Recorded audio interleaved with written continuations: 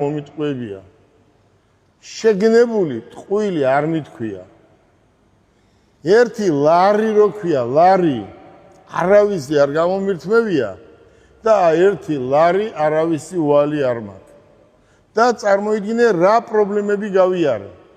აგერ ხარ თქვენ, ერთი ადამიანი მოვიდეს და თქვას, რომ გელა ბარკალაიამ გამომართვა და არ მომცა, ან გადამაგდო, ან ტყუილი მითხრა, ერთი ადამიანი მოვიდეს აქ დაждდეს და შემიძლია მთელი ეს რაც გაგვაჩნია, ყველაფერი იმ ადამიანს გადაუფორმოთ, მაგრამ ესეც ვერ ნახავთ.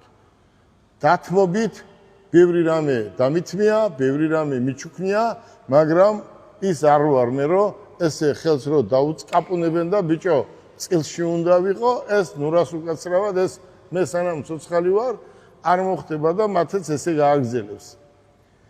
მე ვალდებულება მაქვს აღებული თქვენს წინაშე და თქვენი ოჯახის წინაშე, ქვეყნის წინაშე, რომ ვიმუშაო, გავაკეთო, დავასაქმო და ბიუჯეტში ფული შევიტანო. უშესტომო ადამიანი არ არის. შეიძლება შესტომა მოგივიდეს, მაგრამ შესტომა უნდა გასტორდეს. ციხეში ადამიანი არაფრით არ უნდა გაუშვა, არაფრის გულისთვის. ეს ძალიან ცუდი მეთოდია. როცა მაღალი დონის თუ გინდა დაბალი დონის იყოს, რა მნიშვნელობა აქვს? ბიზნესმენს ტყუილად ციხეში უშვებ, ამას ღმერთი არავის არ აპატიებს. თქვენ წარმოიდგინეთ ადამიანი, რომელიც გასამართლდა, 10 წელი მიუსაჯეს, 10 წელი ციხე მოიხადა, გამოვიდა ციხიდან და მერე გამართლდა. და მერე შეგვეშალა და რა ვქნა. ეგრე არ არის. არ უნდა შეგეშალოს.